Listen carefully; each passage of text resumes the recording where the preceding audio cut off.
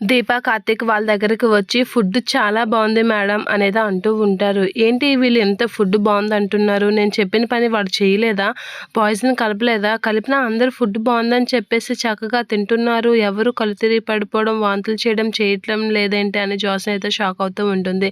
ఇక దీప వాళ్ళైతే చాలా హ్యాపీగా ఫీల్ అవుతూ ఉంటారు. ఇక ఈ ఫుడ్ మాకు రోజు వస్తుందా అని అంటే, ఇక కార్తీక్ అయితే మీకు అమ్మ చేతి వంటలాగా ఈ ఫుడ్ మీకు రోజు క్యాటరింగ్ ద్వారా మేము పంపిస్తాం అని చెప్పేసి అయితే అంటూ ఉంటాడు. ఆ మాటలకి జ్యోత్స్న అయితే షాక్ అవుతూ ఉంటుంది.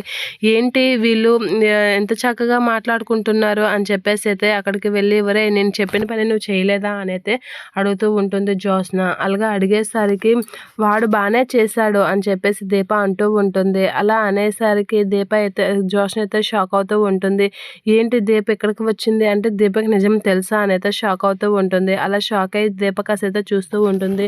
వాడికి ఒక చెంప పగలగొట్టగానే జరిగిందంతా నిజం చెప్పాడు, కానీ నీకు మాత్రం ఎలా కొట్టినా నువ్వు మారవు, ఆడు ఒక్క దెబ్బతో మారాడు కానీ నువ్వు ఎలా కొట్టినా నువ్వు మారవు అని చెప్పేసి అయితే అంటూ ఉంటుంది. అలా అనేసరికి జ్యోత్స్న అయితే అలా చూస్తూ ఉండిపోతూ ఉంటుంది.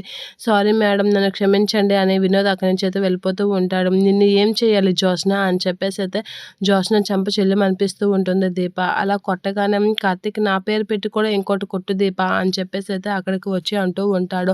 అలా అనగానే బావా అని చెప్పేసి అయితే అంటూ ఉంటుంది. ఏంటి జ్యోత్స్న రాను రాను నీ పరిస్థితి దిగజారిపోతుంది అని చెప్పేసి అయితే కార్తీక్ అంటూ ఉంటాడు. నువ్వు నన్ను బావా అని పిలకు, ఆ పిలుపుకి కూడా అర్హత ఉండదు అని చెప్పేసి అయితే అంటూ ఉంటాడు.